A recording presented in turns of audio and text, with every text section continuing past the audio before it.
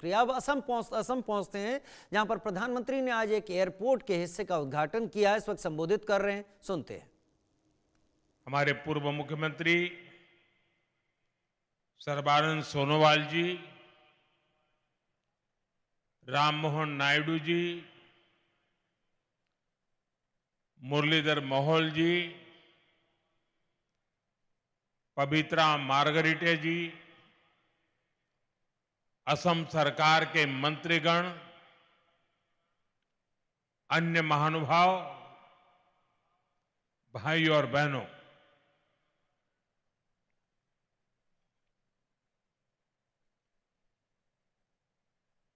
मैं अपना भाषण शुरू करूं उससे पहले मैं आप सबसे एक प्रार्थना करता हूं। ये आज विजय का आज का जो दिवस है, एक प्रकार से विकास के उत्सव का दिवस है। और ये सिर्फ असम नहीं, पूरे नॉर्थ ईस्ट के विकास का उत्सव है। और इसलिए मेरी आपसे प्रार्थना है कि अपना मोबाइल फोन निकालिए, उस पर फ्लैश लाइट चालू कीजिए और सबके सब इस विकास उत्सव में भागीदार बनिए। हर एक के मोबाइल फोन का लाइट जलना चाहिए। देखिए, तालियों की गूंज से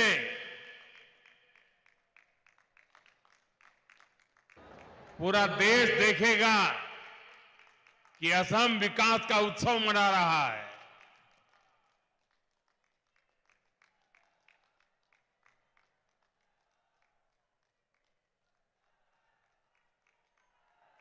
जब विकास का प्रकाश पहुंचता है तो जिंदगी की हर राह नई ऊंचाइयों को छूने लग जाती है। बहुत बहुत धन्यवाद सबका।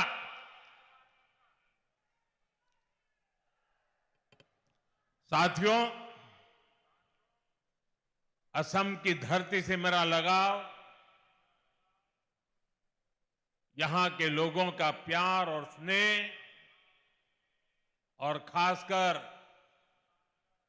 असम और पूर्वोत्तर की मेरी माताओं बहनों का अपनापन, ये मुझे निरंतर प्रेरित करते हैं, पूर्वोत्तर के विकास के हमारे संकल्प को ताकत देते हैं। मैं देख रहा हूं आज एक बार फिर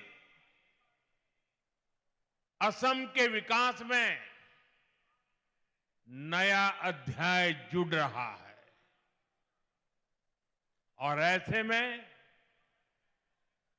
भारत रत्न भूपेन दा की पंक्तियां बहुत सटीक हो जाती है।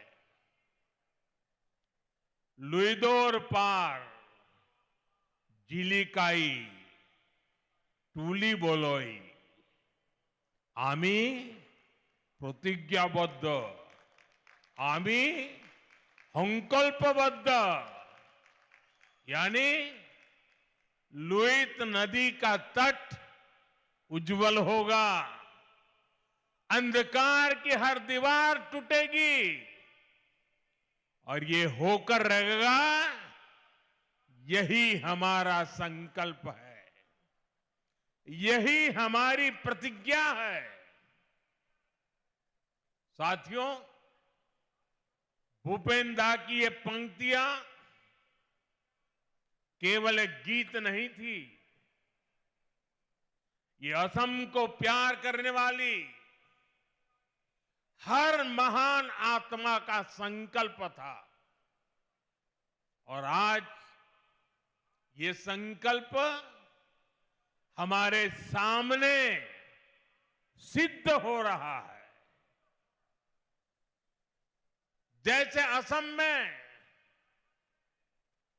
विशाल ब्रह्मपुत्र की धाराएं कभी नहीं रुकती। वैसे ही बीजेपी की डबल इंजन सरकार में यहां विकास की धारा भी अनवरत बह रही है। आज लोकप्रिय गोपीनाथ बोरदोलोई एयरपोर्ट के नए टर्मिनल का उद्घाटन हमारे इस संकल्प का प्रमाण है। मैं सभी असम वासियों को, देश के लोगों को इस नई टर्मिनल बिल्डिंग के लिए बहुत बहुत बधाई देता हूं।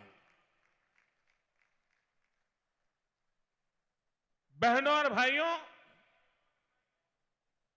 अब से कुछ देर पहले मुझे गोपीनाथ बोरदोलोई जी की प्रतिमा का अनावरण करने का सौभाग्य मिला है। बोरदोलोई जी असम के पहले मुख्यमंत्री थे, असम का गौरव थे,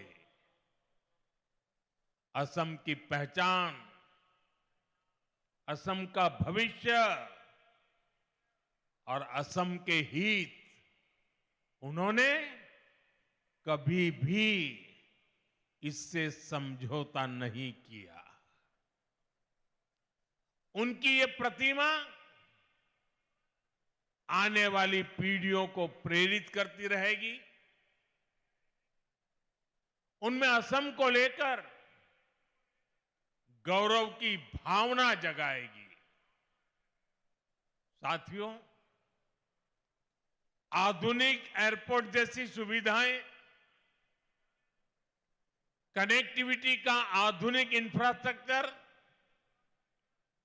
ये किसी भी राज्य के लिए नई संभावनाओं और नए अवसरों के गेटवे होते हैं। ये राज्य के बढ़ते आत्मविश्वास और लोगों के भरोसे के स्तंभ होते हैं। आप भी जब देखते हैं कि असम में इतने शानदार हाईवे बन रहे हैं, एयरपोर्ट बन रहे हैं, तो आप भी कहते हैं अब जाकर असम के साथ न्याय होना शुरू हुआ है। वरना साथियों, कांग्रेस की सरकारों के लिए असम और पूर्वोत्तर का विकास उनके एजेंडे में ही नहीं था। कांग्रेस की सरकारें और उनमें बैठे लोग कहते थे, असम और पूर्वोत्तर में जाता ही कौन है। कांग्रेस कहती थी, असम को, पूर्वोत्तर को आधुनिक एयरपोर्ट की, हाईवेज और बेहतर रेलवेज की जरूरत क्या है।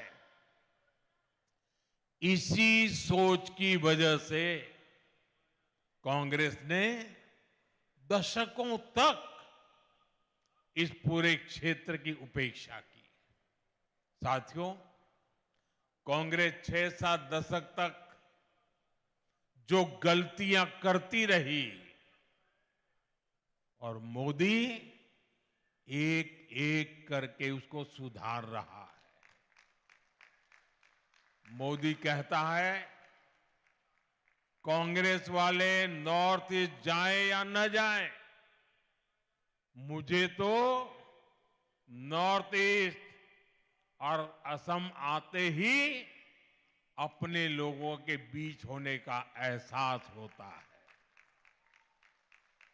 मोदी के लिए असम का विकास ये जरूरत भी है, जिम्मेदारी भी है और इसकी जवाबदेही भी है। और इसलिए साथियों, बीते 11 वर्षों में असम और नॉर्थ ईस्ट के लिए लाखों करोड़ रुपयों की विकास परियोजनाएं शुरू हुई है। आज असम आगे भी बढ़ रहा है और नए कीर्तिमान भी गढ़ रहा है।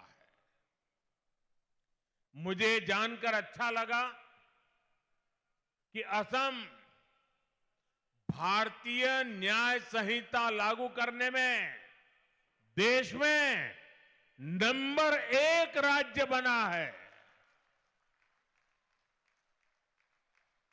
असम ने 50 लाख से ज्यादा स्मार्ट प्रीपेड मीटर लगाकर भी एक नया रिकॉर्ड बनाया है। कांग्रेस के समय में असम में बिना पर्ची, बिना खर्ची के सरकारी नौकरी मिलना असंभव था।